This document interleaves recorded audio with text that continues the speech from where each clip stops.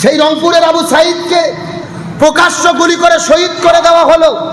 যেই প্রশাসনটি গুলি করে শহীদ করেছে ইউনূস আলী, তার মুখের মধ্যে বিশাল দাড়ি, সুন্নাতি দাড়ি, রসুলের দাড়ি নিয়ে নিরপরাধ মানুষকে কেমন ভাবে শহীদ করে দেয়, নিরপরাধ মানুষের বুকে কেমন করে গুলি চালায়। তার মানে বোঝা গেল মুখের মধ্যে দাড়ি থাকলেই এ যে খাঁটি ইমানদার হবে এমনটা নয়। মাঝে মধ্যে প্রমাণ হয় দাড়িওয়ালারাও নামধারী মুনাফিক হতে পারে।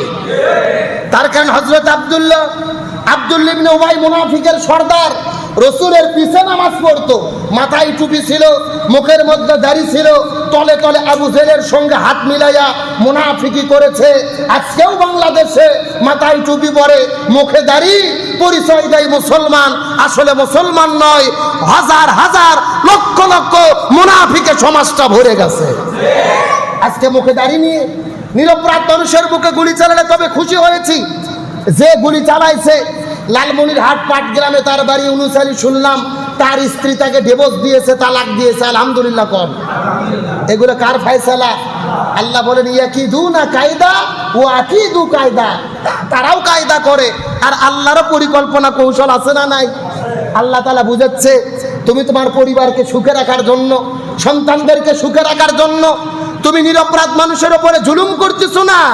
তুমি জুলুম করে কোটি টাকা অর্জন করতে পারো, কিন্তু তোমার পরিবার সমাজে কোনো ধরনের শান্তি থাকবে না।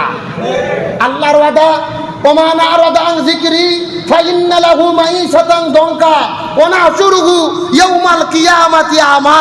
যারা আল্লাহর জিকির থেকে, আল্লাহর বিধান থেকে, আল্লাহর নীতি থেকে মুখ ফিরাইয়া নেয়, দুনিয়ায় জুলুম করে জীবন যাপন করে, আল্লাহ ওয়াদা এদের পরিবারে কোনো শান্তি থাকবে না। এখন বলেন আল্লাহর ওয়াদা কি মিথ্যা হবে? জোরে বলেন মিথ্যা হবে। যে আবু সাঈদ শহীদ হয়ে গেল, তার মায়ের কান্না, বোনের কান্না, মাটা কান্না করে করে বলছে আমার সন্তানকে চাকরি দেবে না, দিও না, কেন তাকে গুলি করে হত্যা করবে। ছোট বোনটা কান্না করে বলছে আমার ভাই ক্লাস 5-এ বৃত্তি পেয়েছে, 8ম শ্রেণীতে বৃত্তি পেয়েছে, স্কলারশিপে বিশ্ববিদ্যালয়ে ভর্তি হয়েছে, প্রত্যেক মাসে প্রাইভেট করে টাকা পাঠায়, যেই টাকায় আমার বাবার চিকিৎসা হয়, মার খাবার আয় উপার্জন হয়। সেই ভাই চলে গেল, আজকে বাবা মার খাবার কোথা থেকে আসবে? যেই ছাত্রটি বিদায় নিয়ে চলে যাওয়ার সময় বুক যখন পাতিয়ে দিয়েছে গুলির সামনে, প্রথম গুলি করেছে, ও বিশ্বাস করে নাই আমাকে গুলি করেছে, আবার দাঁড়িয়ে গেছে, আবার গুলি করা হয়েছে, 4টে। সেই রংপুরের আবু সাইদকে প্রকাশ্য গুলি করে শহীদ করে দেওয়া হলো। যেই প্রশাসনটি গুলি করে শহীদ করেছে ইউনূস আলী, তার মুখের মধ্যে বিশাল দাড়ি, সুন্নাতি দাড়ি, রসুলের দাড়ি নিয়ে নিরপরাধ মানুষকে কেমন ভাবে শহীদ করে দেয়, নিরপরাধ মানুষের বুকে কেমন করে গুলি চালায়। তার মানে বোঝা গেল মুখের মধ্যে দাড়ি থাকলেই এ যে খাঁটি ইমানদার হবে এমনটা নয়। মাঝে মধ্যে প্রমাণ হয় দাড়িওয়ালারাও নামধারী মুনাফিক হতে পারে।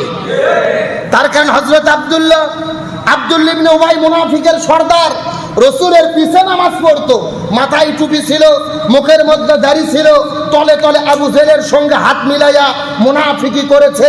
আজকেও বাংলাদেশে মাথায় টুপি পরে, মুখে দাড়ি, পরিচয় দেয় মুসলমান, আসলে মুসলমান নয়। হাজার হাজার লক্ষ লক্ষ মুনাফিকে সমাজটা ভরে গেছে। আজকে মুখে দাড়ি নিয়ে নিরপরাধ মানুষের বুকে গুলি চালালে তবে খুশি হয়েছি। যে গুলি চালাইছে লালমনিরহাট পাটগ্রামে, তার বাড়ি ইউনূস আলী, শুনলাম তার স্ত্রী তাকে ডিভোর্স দিয়েছে, তালাক দিয়েছে। আলহামদুলিল্লাহ কম। এগুলো কার ফায়সালা? আল্লাহ বলেন ইয়াকিদুনা কায়দা ওয়া আকিদু কায়দা। তারাও কায়দা করে, আর আল্লাহরও পরিকল্পনা কৌশল আছে না নাই? আল্লাহ তাআলা বুঝাচ্ছে তুমি তোমার পরিবারকে সুখে রাখার জন্য, সন্তানদেরকে সুখে রাখার জন্য তুমি নিরপরাধ মানুষের উপরে জুলুম করতেছো না। তুমি জুলুম করে কোটি টাকা অর্জন করতে পারো, কিন্তু তোমার পরিবার সমাজে কোনো ধরনের শান্তি থাকবে না। আল্লাহর ওয়াদা, ওমান আরাদা আন যিকরি ফাইন্না লাহু মাঈশাতান দনকা ওয়া নাহশুরুহু ইয়াউমাল কিয়ামাতি আমা। যারা আল্লাহর জিকির থেকে, আল্লাহর বিধান থেকে, আল্লাহর নীতি থেকে মুখ ফিরাইয়া নেয়, দুনিয়ায় জুলুম করে জীবন যাপন করে, আল্লাহ ওয়াদা এদের পরিবারে কোনো শান্তি থাকবে না। এখন বলেন আল্লাহর ওয়াদা কি মিথ্যা হবে? জোরে বলেন মিথ্যা হবে। যে আবু সাঈদ শহীদ হয়ে গেল, তাই মায়ের কান্না, বোনের কান্না, মাটা কান্না করে করে বলছে আমার সন্তানকে চাকরি দেবে না, দিও না, কেন তাকে গুলি করে হত্যা করবে। ছোট বোনটা কান্না করে বলছে আমার ভাই ক্লাস 5-এ বৃত্তি পেয়েছে, 8ম শ্রেণীতে বৃত্তি পেয়েছে, স্কলারশিপে বিশ্ববিদ্যালয়ে ভর্তি হয়েছে, প্রত্যেক মাসে প্রাইভেট করে টাকা পাঠায়, যেই টাকায় আমার বাবার চিকিৎসা হয়, মার খাবার আয় উপার্জন হয়। সেই ভাই চলে গেল, আজকে বাবা মার খাবার কোথা থেকে আসবে? যেই ছাত্রটি বিদায় নিয়ে চলে যাওয়ার সময় বুক যখন পাতিয়ে দিয়েছে গুলির সামনে, প্রথম গুলি করেছে, ও বিশ্বাস করে নাই আমাকে গুলি করেছে, আবার দাঁড়িয়ে গেছে, আবার গুলি করা হয়েছে, 4টে গুলি লাগার পরে পড়ে গেছেন। ইমানের শক্তি কাকে বলে?